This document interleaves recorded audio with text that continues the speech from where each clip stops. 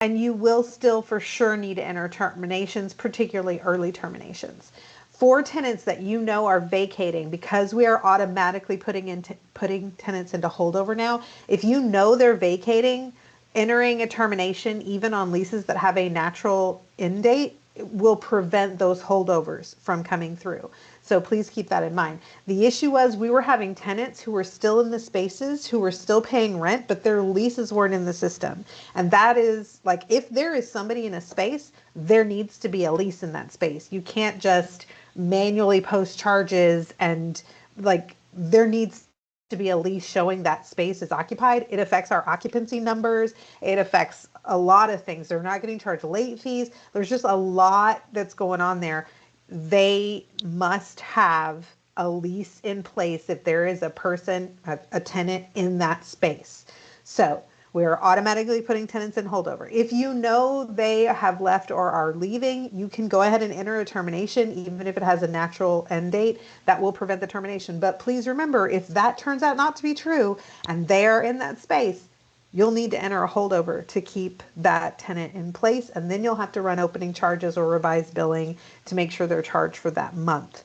But so let's say that this tenant that we're looking at here is going to do an early termination. You're just going to click new. You're going to select termination. And this is something that always confuses everyone about terminations. The termination date is when charges stop. So let's say you're in negotiations with determining what the termination fees are going to be. I had a tenant, I always tell this story, so I'm sure everybody by now has heard it, but we had a tenant where we said, okay, we're going to keep charging you rent until we get a tenant in that space. So the termination date may still be the original lease end date.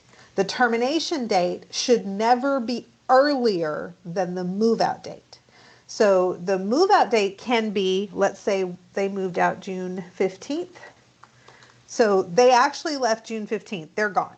But we're going to keep charging them currently through the end of the lease. So the termination date stays the lease end date. Move out date can be earlier than termination date. Termination date cannot be earlier than move out date.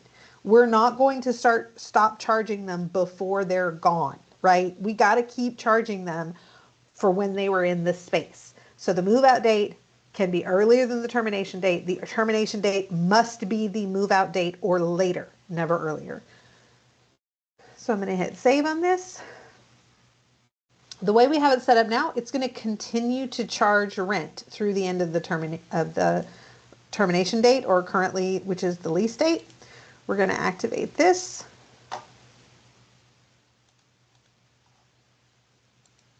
And terminations, if you enter a termination, you still need to send it to your asset manager to review and ready. But if they aren't able to get to that in a timely fashion for you, after 2 or 3 days, you can send that to me and I can review and ready that for you. Because we know those need to get activated, and they're not, as you can see, there's nothing to it. There's not, you may need to add a clause related to the termination, but otherwise there's not a whole lot here. So I can review and ready those for you. Okay. So this has been activated. It will continue to charge rent, but they're out of the space. The space is considered vacated. It could be leased to someone else. So let's say now we come to an agreement. We have agreed that rent charges are going to stop in October of this year. So then we're going to hit termination again. Notice we can do another termination. If it turned out that they were still there and we had terminated them, we can put them into holdover. And once they're into holdover, you can enter any kind of amendment you need to. Well, in this case, the move out date is going to stay the same. They still left June 15th. They left the same day. That doesn't change. My termination date now, we said we're going to charge them through October. So now my termination date is October of 2025. So it will continue charging them rent through October. But once it's billed October's rent, then it's done and it's not going to charge them anything else. And you can do this as many times as you need to. You can continue to terminate them, moving that date earlier and earlier and earlier if necessary. as you come to different agreements. But as you'll notice, you can't change charges. If they are going to be charged something, then generally what you're going to do is you're going to reach out to me, and what we're going to do is, let's say they have a termination fee and it's a certain amount of money, but they're going to pay it out.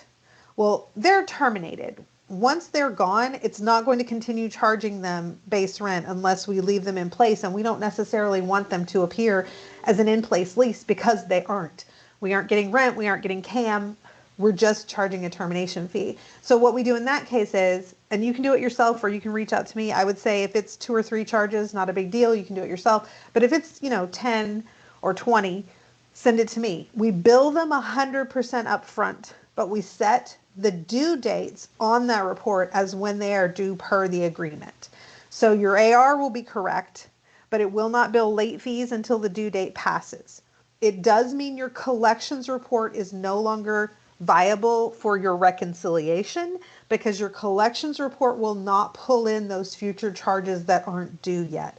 That's not a big deal. That's why those fields are editable and why you can use the AR report rather than the collections report if necessary. So if you look here,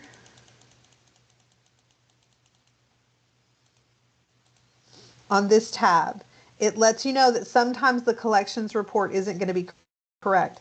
These are editable. You just overwrite it with the information from your AR report. Now this is still the collections report, so once your collections report ties again, you might have overridden it here. You would just point back to these collection fields again once your collections report is back in line.